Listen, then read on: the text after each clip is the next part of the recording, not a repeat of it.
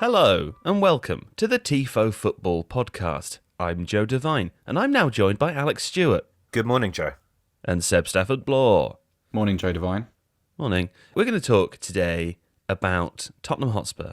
Tottenham Hotspur, Spurs, anything else? Any other nicknames I've forgotten about? The Lily Whites, is that them? Yeah, the Lily Whites. Okay. Well, because they're going to win the league, aren't they? Anyway, that's talk around the town. That's the town that I'm in. But that's talk everywhere. You go to the local co-op. You go into the local bakery. People are saying that Spurs, they're as good as they were in 1960. And these are elderly people who would remember. So you have to trust them because of their wisdom.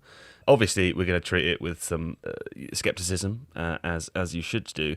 But the facts are the same. Mourinho's team look pretty good, and they look better than many of the teams that we've seen this season so far. What's been a very inconsistent season. So today we're going to talk about Mourinho. We're going to talk about Spurs. That's my door, and I've got to get it because it's Christmas presents. Back in a minute. Seb, tell people what it's going to be. I actually tuned out while Joe was talking because he does that thing where he just carries on like a bicycle without any brakes or a hill without an end. Like the lad in the Hovis advert who just sort of a little cruising bit down the cobbles. Health and safety nightmare. You know, we should also say 1961. A little bit of a fact check there before we press on. But shall we get going? Adonis, please create a break and let us begin. Is that good? You did a good job. Oh, it was fine. Masterful. It was fine.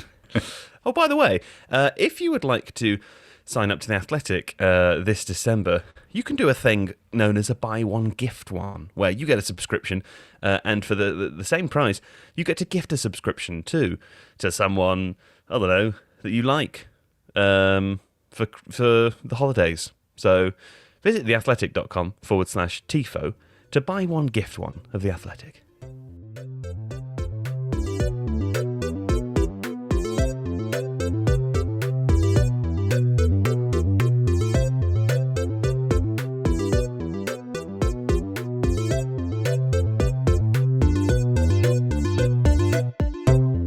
Okay, let us begin with the North London derby. Now, I recognise those of you listening to this on release day, this was 5 days ago. Old news, not so. We're going to have a little tactical analysis of the game, but then we're going to talk about the result in a much broader fashion. So let's begin, Alex, if we might, with Tottenham's comprehensive disassembling of Arsenal, although I suppose that's not really what they did, was it? I mean, it depends what you mean by disassembled. They played a plan that was incredibly disciplined, that required them to maximise the limited opportunities that they had, but also meant that they weren't really going for lots of opportunities. This is the kind of classic counter-attacking Tottenham that we now see. So 32% possession, only just over 200 passes, but a kind of lethal, clinical approach in front of goal and a huge amount of discipline and work rate from everyone else. Would you like to guess when the last time a top six clash resulted in 33% possession for one of the teams? No. I couldn't think of one. It's incredibly unbalanced, isn't it? I mean, you know, they're playing an Arsenal who consistently this season have had a lot of the ball, but have not really managed to get any penetration or shots going with that. So it was kind of well set up for this sort of dynamic, but it's what Spurs have done pretty consistently against whoever they're playing, and even against Southampton, for example, away from home, where they scored 5, they still were playing very much on the back foot, waiting to exploit Southampton's high line and get in behind it, and with Song and Kane, they are able to do that. But I think what's interesting about this Spurs performance is how everybody played their part. So, for example, to highlight Steven Bergwijn, who actually spent a lot of the game almost playing as a sort of second right back, was defending very, very deep. But also, crucially, what that meant was that he was close enough, particularly to the midfield pivot or to Aurier, to be able to act as a kind of carrier of the ball out. Højbjerg would do this sometimes as well. So there were players who were kind of detailed with making these little forays forwards when Spurs did get possession. And then obviously what they're really looking to do is have Kane drop into that 10 spot and release Son. And that was very effective on one occasion, and then roles were reversed. Seb, the first goal came 12 minutes in, I believe. Harry Kane received the ball in what was a fairly congested midfield area on the break, of course. Passed it upfield to Son, who scores. I suppose there's not really many ways of describing it other than a wonder goal. Yeah, it's interesting because I've seen a little bit of criticism for Rob Holding, criticism of Rob Holding as a result of that, but I'm not quite sure what he's supposed to do because at the point where Son's running at him diagonally in from the touchline, Sergio Reguilon is trying to is busting a gut to overlap on the outside, so he has to kind of hold his position, and of course by that point Kane's moving forward, Lo Celso is moving forward, so Holding can't just abandon his position. And then I think it's one of those situations where if a player's able to do that, you just got to accept it. It's just too good. And it's actually a goal that I'd like to see Son score more of because he's obviously got the ability. He's got a sort of a mini truncated version of it at Manchester City in the Champions League a couple of years ago when he cut in off his off the left onto his right and then whipped it past Ederson. But it's beautiful. It's one of those where, in some stadiums, depending on where the camera is and depending on the kind of the perspective and angle you have, that's kind of perfect because you have the optimal perspective on the ball's arc into the goal. It reminded me of a Samuel Eto'o goal for Barcelona, probably about 12 or 13 years ago, where he sort of bent it up into the top right-hand corner of the screen and just falls back into the top corner. It's beautiful goal. Beautiful goal. I mean, it's the Rob Holding stuff. I saw some of that. It's kind of funny to me because I thought surely that if there were to be criticism doled out at all, it would be to Partey and I believe Gabriel, who were closest to Kane when he received the ball in the middle of the field. I mean, it felt like maybe there could have been it's as I said, I'm not sure how you argue against a wonder goal. I think you're right. I think you just have to accept that those are going to happen from time to time. But it felt like there could have been a little bit more closing down in the middle, or maybe perhaps they switched off for a second. Well, I think the criticism has to be aimed at what Arsenal did to prevent the move developing. So you're quite right. How do you restrict Kane from not only receiving the ball in that kind of position, but then having the time to move the ball out to Son? Also, Alex has already kind of mentioned this, but I think one of the differences between the two sides, apart from their general mentality, was that Tottenham always had midfielders protecting either their outside centre-halves or their fullbacks. I know they played with two centre-backs, but the principle remains the same. So whenever a player was squaring up to Serge Aurier, for instance, there was either Sissoko or Bergwijn ahead of him. So there was very, very rarely did you see a player have a one-on-one. And so Holding was kind of a victim of that. Like I don't care what situation you're in, Son Heung-min against Rob Holding only has one winner every time. It's a mismatch. And that's, from a coaching perspective, that's what you're trying to prevent. It's not about how an individual player deals with that situation, because Son's got sort of fantastic technical and physical advantages over Holding. It's preventing that from ever happening in the first place, and that was the failure in that instance.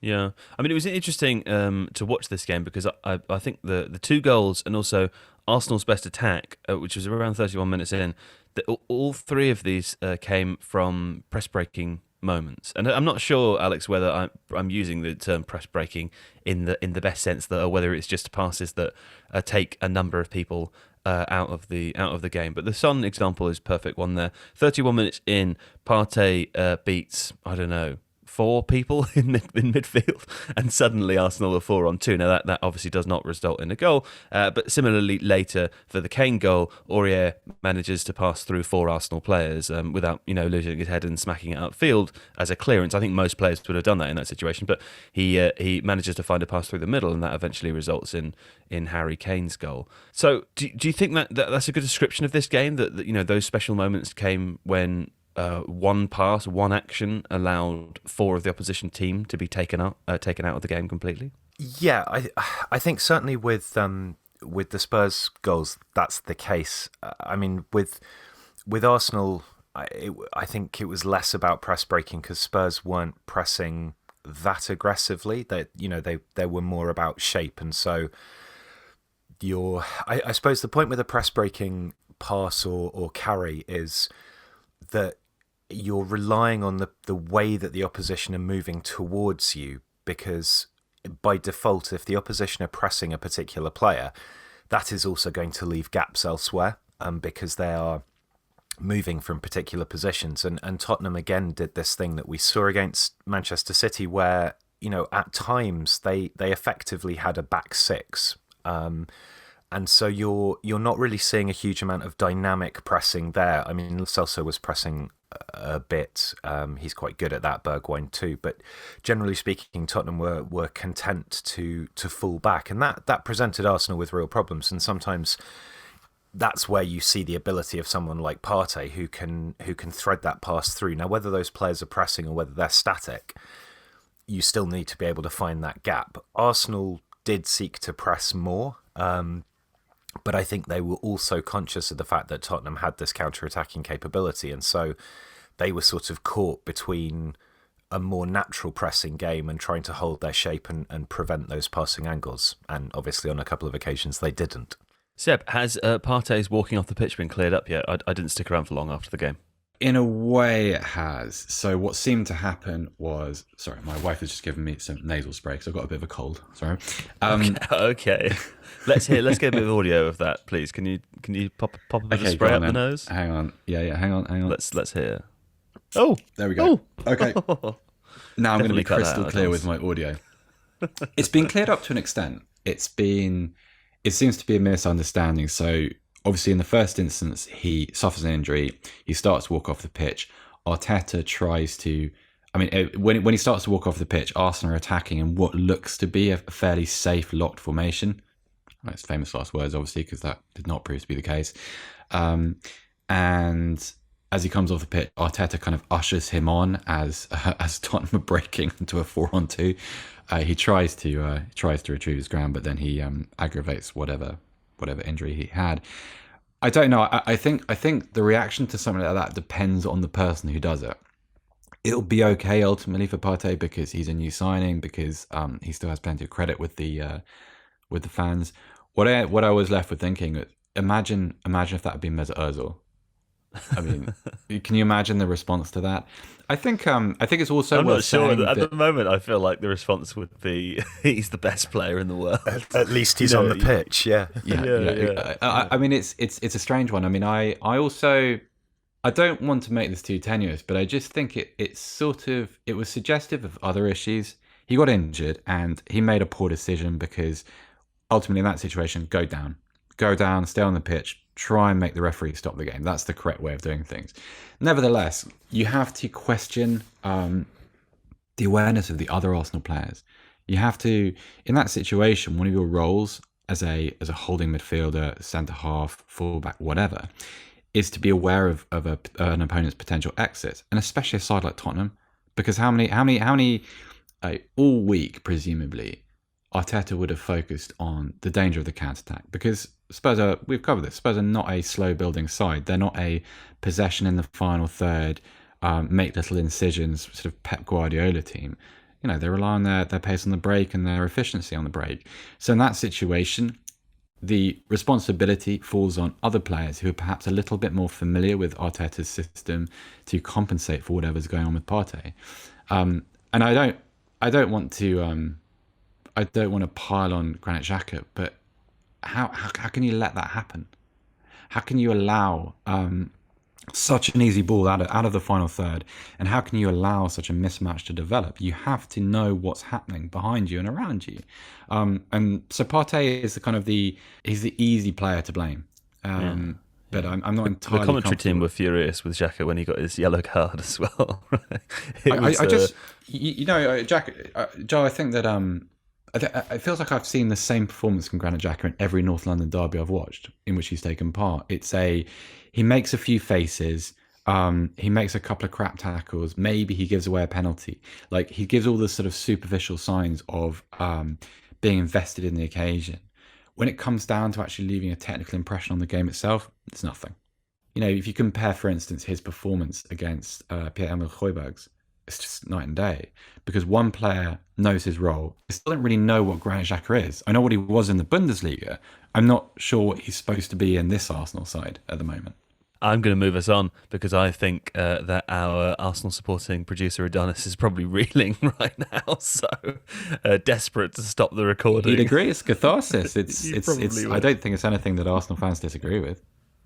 No, sure. There was another performance that I was tremendously impressed by. And in fact, I text you about it about 75 minutes in, something like that. Seb, your response, I think, probably illustrates the way that many people feel about this player, or perhaps felt about this player, which was, we don't say things like that until the whistle blows. And that's because we were talking about Serge Aurier, who we've spoken about before. And I know that you believe that Serge Aurier has a mistake in him, just waiting to pop out in every game. At 75 minutes, when I text you, he hadn't made that mistake, as far as I remember. And I'm pretty sure that he didn't by the time the whistle blew either. I thought it was a magnificent performance. He didn't do anything that was spectacular, but everything that he did do, he did it very, very well. I thought he worked really nicely inside Bergwijn. And what I was impressed by mostly was his calmness in defending, because I've always associated him before as a player who's happy to canter forwards, can actually score pretty nice goals, has a great strike on him, is a good crosser, can make things happen from an attacking standpoint, but defensively was always a little suspect, or at least, even if he is capable of making the challenges, perhaps his positioning or concentration or whatever it wasn't quite firing. But in this Mourinho team, he's exactly the sort of person who you think might be a victim of it as a result of the style of play. He was fantastic on Sunday. It feels a little bit like his role has been simplified. Previously, in Mourinho's first season, of the first three quarters of his season, there was a lot of emphasis on what Aurier could do with the ball, because there wasn't a lot of attacking thrust. And so, and also, of course, there was no Reguilon on the other side. So, the penetration from fullback was very one-sided. And so the burden fell on Aurier to provide that in the attacking zones. Now, you still see him attacking, and you still see him crossing the halfway line. But his role the ratios of his role have changed. So fundamentally now, it matters more what he does without the ball. Which isn't to say that he hasn't improved, because I think the big problem with Aurier wasn't necessarily he was almost too confident in his ability to win the ball. The mistakes he made would result from not necessarily bad decisions, but decisions where he would try and win the ball from bad positions. So if you think, for instance, of the penalty he conceded in the game against Manchester City at the beginning of the year, or the penalty he conceded in the Bernabeu against Real Madrid a couple of years ago, it's not necessarily that he's guilty of a positioning error, although you could make that argument. It's more that he backs himself in a way which is quite reckless, and so and in a way which also invites referees to give decisions against him. But I think two things. Like, first of all, you're lucky I didn't just ignore you, because we don't say things like that after 15 minutes of a North London derby to go. It's not about Serge Aurier. It's the result of being a lifetime Spurs fan. It's not. Sure. Sure. Last 15 minutes of games, there lurks all kinds of peril. But I think a couple of things went really well. First of all, he's become far less impetuous, which is a huge positive. The second is that Mourinho's midfield and his attacking players protect him properly.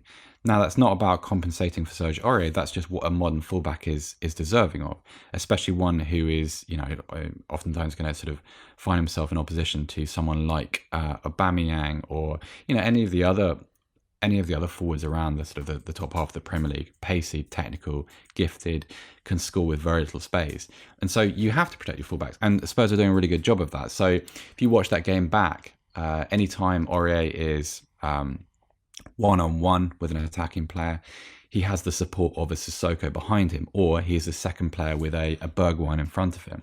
And so they do a really good job, Tottenham, of banking banking up their resources. And this is one of the benefits of being of playing with such a low block. You always have those numbers, and so it allows players like Aurier, who aren't always or haven't always been the calmest in defensive situations. It allows them the kind of the fullback and the safety net, and that was it was really impressive. And I haven't always felt particularly secure with him at fullback. I was one of the people that could have welcomed Matt Doherty's signing in the summer. in many ways, I think the benefit of the Doherty signing has been to refocus Aurier and to make him fight for his position in the team, which previously was guaranteed. And that wasn't tremendously positive for a long time. Yeah. Well, anyway, well done, Serge Aurier. Let's talk about Jose Mourinho now, because obviously, Mourinho manages to be the talking point. I don't know why I'm blaming him. I'm in the media and I'm talking about him now, but I'm doing it because I feel like for a few years now, probably for 3 or 4 years, it's been sort of accepted generally that if it wasn't Jurgen Klopp, or if it was a battle between Pep Guardiola and Mourinho, as it has been for some years, that Pep Guardiola's coming out on top, right? Mourinho, if he wins the title with Spurs, I feel, or even if he comes close to doing it, I feel like that just kind of, completely changes what is already, I appreciate, an irrelevant and meaningless argument. But it's, turbocharges it, and that got me excited. And so I wanted to talk about Mourinho a little bit. I thought the best thing, we can see the results of what Alex is about to say in the way that Spurs are playing. But I thought the best thing would be to ask Alex first to just give a little summary of Jose Mourinho's tactical philosophy as a football manager, and where that departs from Pep Guardiola, because we often hear about Pep Guardiola in possession and Jose Mourinho and not possession, but it's more about space, isn't it, Alex? I think it's about controlling the game, game management, and I think Mourinho starts from a position of defensive solidity. So what he wants more than anything is to have a very well structured defensive system that allows him to control the space in front of and at the sides of the penalty area. And that's why you see this falling back into a back six or Bergwijn doubling up, that kind of thing. Because what he's looking to do is lock down a particular area and then build from that. So when Mourinho was at Porto and started to kind of practice this thing of tactical periodization, the idea was that you were training match situations all of the time. That rather than having a training session of fitness and a training session of technique and so on, everything was geared towards creating circumstances in which the training replicated the game as much as possible. And that allowed the players to see everything that happened in the game as a series of set responses to circumstances. Now, within that, there is a degree of improvisation. And so, for example, at Porto, he had Deco, who was able to carry the ball and do exciting things. Here, he's got Kane and Son, who are able to do that. But the management of the transition, moving from defence into attack, counter-attacking, was something that came more naturally to Mourinho teams, because the way they thought about football was built in these series of kind of moments of changes happening and people reacting in certain sorts of ways. What that's allowed Mourinho to do is build teams that are quite happy without the ball, because they know that their defensive system is so well organised and so well drilled, and that it provides this incredibly stable platform. And then when they counter-attack, they know what they're doing in those circumstances, because they're trained to think, like, this is the moment, and then sort of explode forwards, explode in a kind of controlled way, because they don't overcommit. And I think what's interesting about this Spurs team is that because of the personnel that he has, and particularly the acquisition of Højbjerg, who's sort of, the Costina of this team, it's an ideal setup for him, because it allows him to coach in a way that he's very comfortable with. He has the players that are able to fulfill that. And this is why it's working. I think it also helps that this is such a topsy-turvy season, that there's this incredible congestion of fixtures, that teams are stretched thin, and that teams who rely more on possession, more on kind of probing with the ball, that requires a certain... I'm not saying that what Mourinho doesn't require physicality, because, players like Højbjerg run their socks off in this the system, but there's less of an emphasis on constantly being on the front foot and constantly attacking, which I think can get quite tiring for players physically and mentally. And so this way that he has of controlling game state is much more perhaps much more effective. If there were a season that Mourinho would come back and do well, it was always going to be this slightly chaotic, topsy-turvy season. I love it. And I also think what helps Mourinho is that he's the underdog again, because he's with Spurs. And if you think about it, I can't remember who it was that came on our podcast and said this to us, Alex. I think it was me and you there. And I remember it being a kind of little, an enlightening moment. But someone told me, if you look back at Mourinho's career, where he's performed best, it's when he was an underdog. So obviously with Porto, obviously with Inter, with Chelsea the first time round, and at Real Madrid and Man United and Chelsea the second time round, it was a little bit more of a struggle. There were, much greater expectations, and well, I mean, we know the rest, right? But now he's at Spurs. Presumably the expectation is to finish in the top four, but that's perfectly capable with the team of Spurs quality.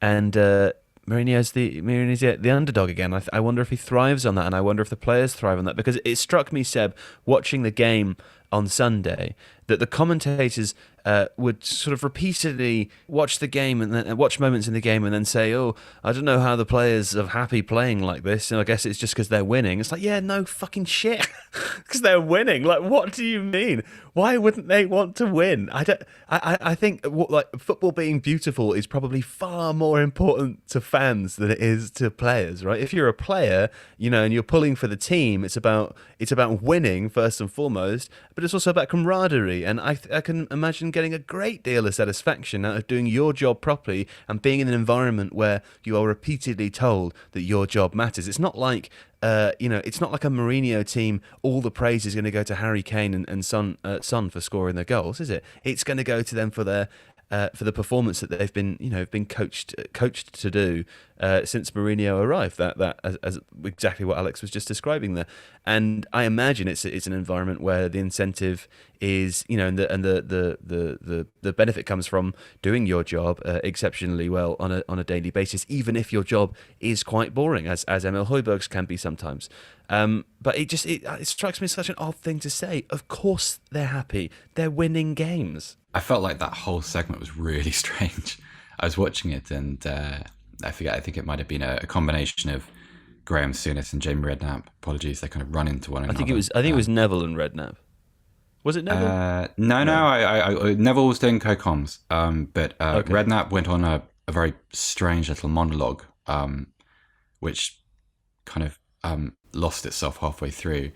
And then Graham Souness was talking about sort of how, the fans wouldn't be happy. And I just thought, hang on, they just won a North London derby to go top of the Premier League, and they scored probably one of the goals of the season in doing it. What are they talking about? I think they'll be all right with it. I mean, yeah, really, what are they saying? It's a fucking wonder goal in an amazing game where fans are back for the first time.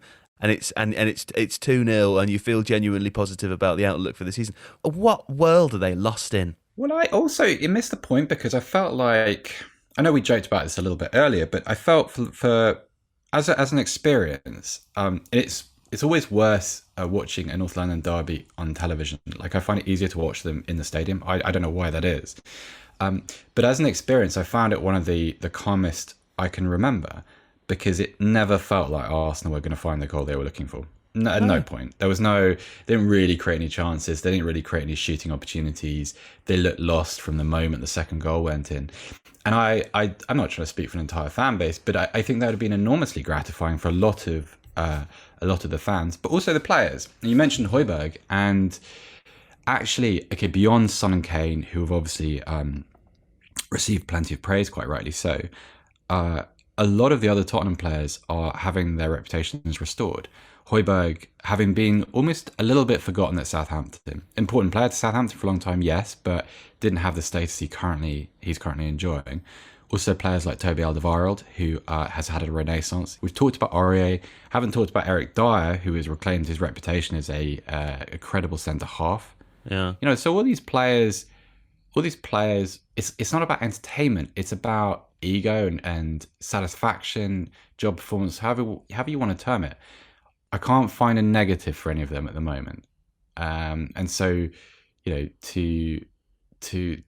just don't understand the mentality of trying to create a negative. It's a job, isn't it? It's like when I hear that, I think like, well, I mean, you're if part I of a successful make a unit, good video, then I don't mind that I didn't make it in a sexy way. well, Do you know what I mean? well, this is the thing. It also It's not a good example. it misdiagnoses what a football team is. A football team is about performance and achievement, and ultimately about success And all the camaraderie. others. Well, yeah, all the subliminals like brotherhood and camaraderie, absolutely. And if you were to look at Tottenham, okay, we're looking on from the outside and in a kind of media way, but they would seem to exhibit all of those symptoms. Yeah. So you could. It's not complicated, is it? This is what feels just shook me about the commentary. Well, I know, but I think rightly so, because I think it's sort of it's a leftover from. Do you remember that moment in the Amazon documentary where Dele Alli comes into the change room and has a bit of a moan about the playing style, about just booting it and defending it? Yeah. Seems a little bit like that, but it's hugely disingenuous not to also reference what the Premier League table looks like at the moment whilst making these comments, because I think that's everything to a football player. I think there's two things to say. Firstly, there was a clip on Twitter the other day, and I can't remember which game it was from, but Højbjerg basically shields the ball back to Lloris, who picks it up, and Højbjerg does this kind of double fist pump because he's so thrilled that he has guarded the ball back to his goalkeeper. You don't get that, and you don't get the discipline of that performance and other performances this season without players buying into it.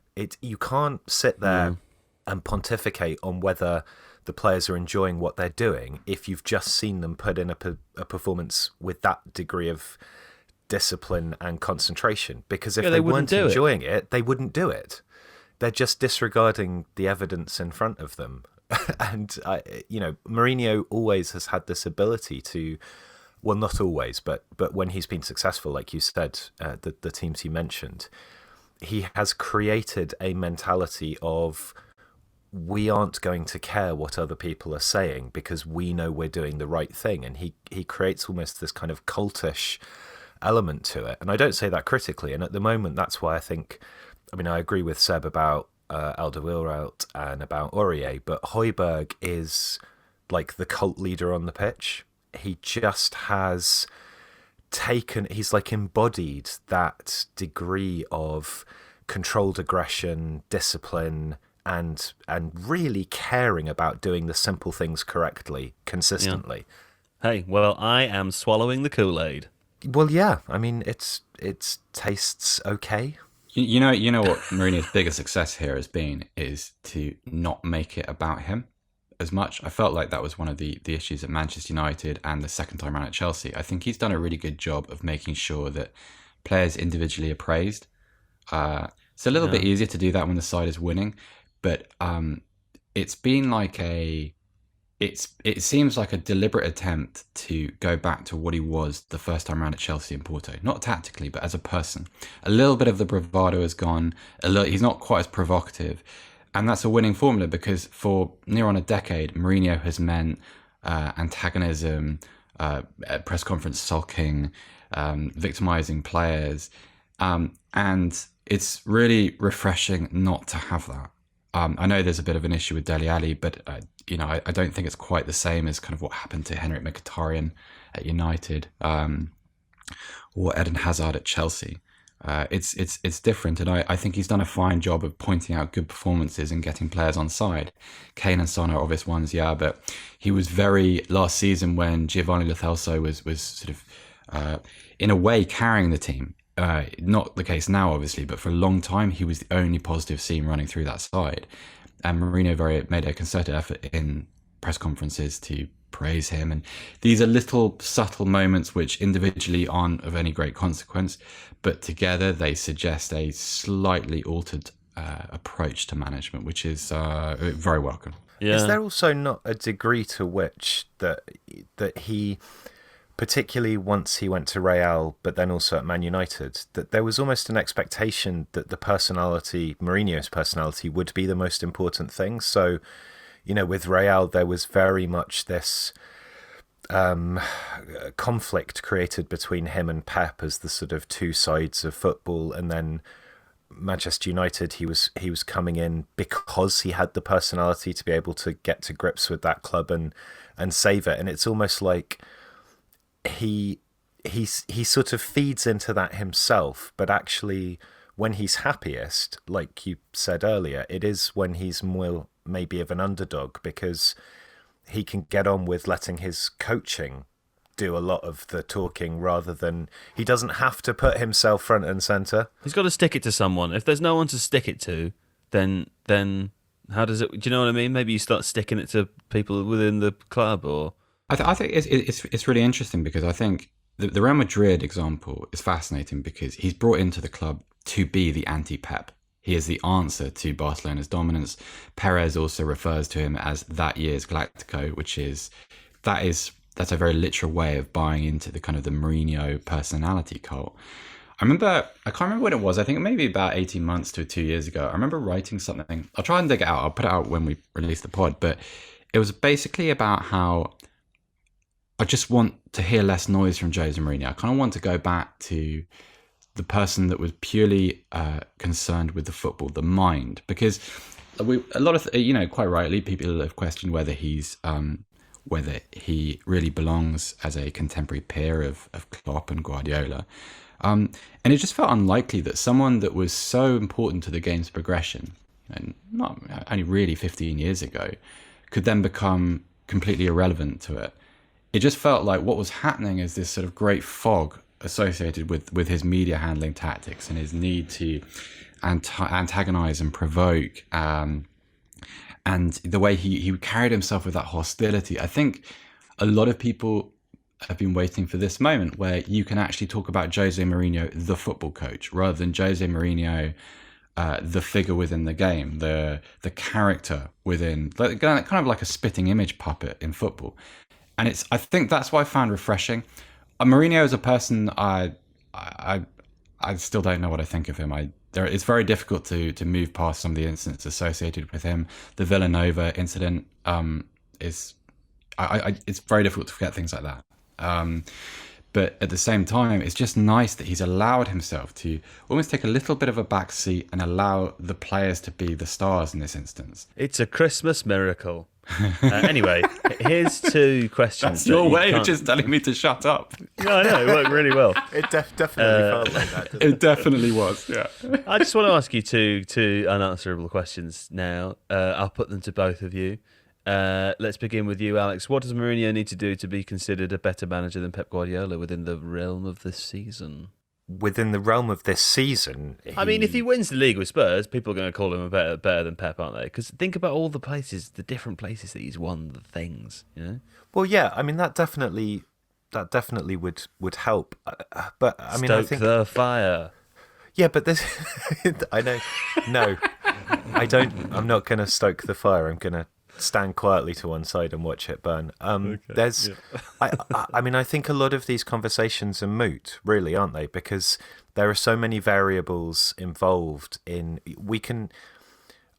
I struggle to see why we can't recognise the fact that they're all very good. They're just very good in different ways. Because these aren't our children. These are people. It's okay to like some of them more than others. Well, in that regard, I guess I probably like. I don't know. I mean, I think Seb's absolutely right. There are a couple of instances in Mourinho's past that are really quite unpleasant, and that makes him difficult to like in that way. But I also think that there's something quite brilliant about the way that he shaped certain teams. I mean, what he achieved with Porto is astonishing and is still kind of a benchmark for how smaller teams might progress and do well, and we've not seen anything similar to that really since it. I think it's very difficult. It was a Christmas miracle. Mourinho's always going to be associated with a slightly more backward version of football, because the dominant narrative of how football should be played is either Jurgen Klopp or Pep Guardiola, and because he's neither of those things, he's not going to get the tactical credit perhaps that he deserves. But this may I be just a way don't get that. I agree with you, but I don't get that at all, Alex, because we've had this conversation before. I think that, let's say you're watching a Pep Guardiola Man City team, they win 2-0 in a big game against Arsenal, or Spurs win 2-0 playing how they played, right? Either you watch Arsenal faff around with the ball and unable to break Tottenham down, and then Tottenham win with 33% possession, or you watch Pep Guardiola's Manchester City faff around with the ball and then score 2 goals, but just keep it and recycle it, and it's safe a lot of the time. And sure, you've got cut and thrust and exciting players like Kevin De Bruyne and whatever, but the reality is that most of that game is boring, in the same way that most of the Spurs game is boring. This idea that Pep Guardiola, as an inherently attacking manager or whatever, produces teams that play games where every moment is full of Christmas miracles is no, I'm not saying you're saying that. I'm saying that is the narrative is attacking football equals better. Therefore, Pep Guardiola is better to watch than a Mourinho team. And I just literally couldn't I can't deal with that at all. That was always the criticism of tiki taka, if we remember, began as a pejorative term, and this idea that Pep, for example, has that possession should last at least 15 passes, because 15 passes is how long it takes everyone to get set into position. Like, when that's done badly, it's incredibly tedious. And when gegenpressing is done badly, it looks unstructured and chaotic and doesn't these things can all be done well or done badly, and whether you like them or not, I think depends on so many different... I would rather watch that Spurs performance because I can watch someone like Højbjerg shuttling around, sniffing out danger, anticipating everything. To me, that's fun. That's what I enjoy. I don't enjoy necessarily watching, De Bruyne tearing up the pitch and putting that's... People watch football in different ways, don't they?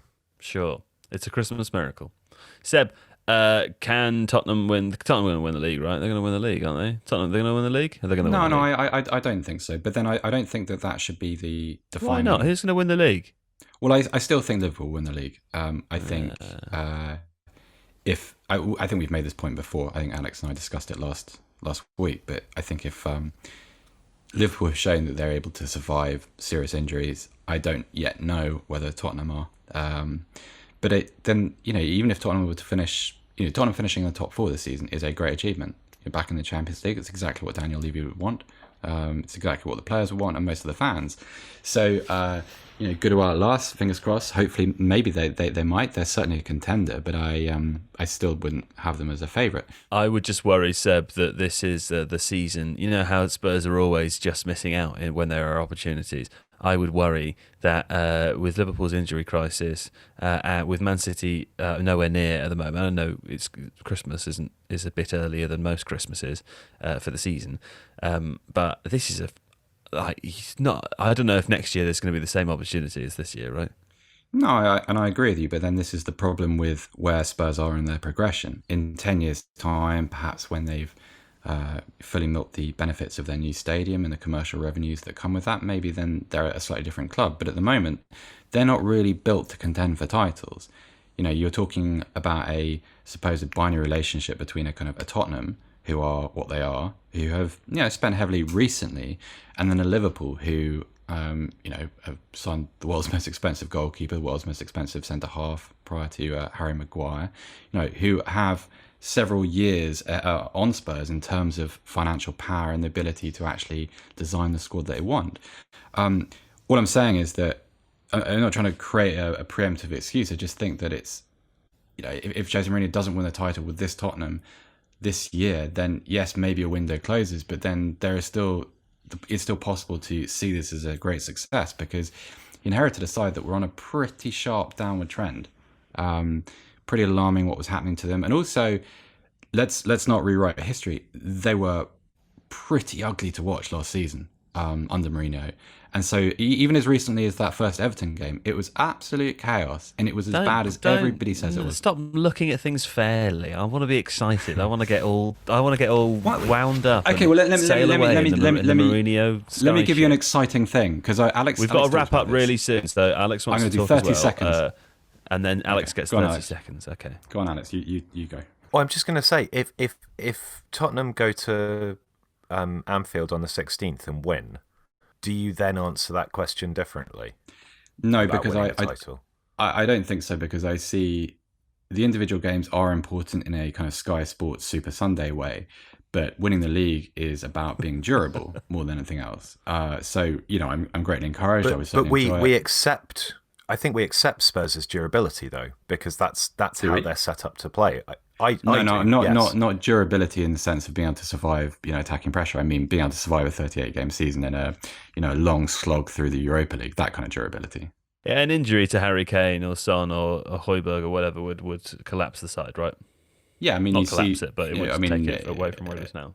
On Dembele being unwell for Sunday changed the way the side played, and I think there's quite a few players throughout that side that for whom that's the same thing. But then what I was going to say was that people can find that type of football boring if they want, but then if you look at it in a slightly more granular way and you look at some of the combinations that are being developed, I mean, there isn't really, there's something quite unique about what Son and Kane are doing, how they're playing together. The counter-attack is a study into actually the art of counter-attacking at the moment. It's very, very interesting. And also the rebalancing of the midfield generally. It's fascinating. So is the football entertaining in a popcorn and, pom-pom way? No, maybe not. But if you love the game and if you want to focus on kind of technical improvement, there's a lot there to get your teeth into. I agree. And I think that the best thing to do is to allow yourself to be washed away on the sea of Mourinho. Just be carried away by the lovely warm Spurs. Washed away on the sea of Mourinho. That is completely unacceptable podcast even behaviour. Even if you didn't like them yesterday, last week, last year, whatever, just like them now. It's not flip-flopping. It's fine. This is the whole point of football. You're supposed to not think about it and just go with the football flow. And that's what I'm doing. So I have got pom-poms. I got pom-poms for Mourinho. It's a Christmas miracle. Anyway, speaking of Christmas, we will be on a break for a week. The week between Christmas and New Year. So there would ordinarily be an episode out on the 29th and the 31st. There won't be this year. And you might ask why. Well, we're busy. And you might complain, well, audience analysis has shown that people don't listen to podcasts at Christmas. So, either change that. Talk to your relatives. Or, go and talk to your relatives. And we'll be back after Christmas and New Year with some special Sensible Transfer episodes, because January is upcoming, and some other few new exciting things too. So thank you to Alex Stewart. Thanks, Joe. Thanks to Seb Stafford-Bloor.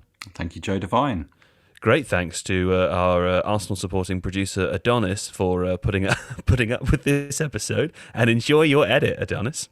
And thanks to you, the listener, for downloading and enjoying. Merry, happy, enjoy.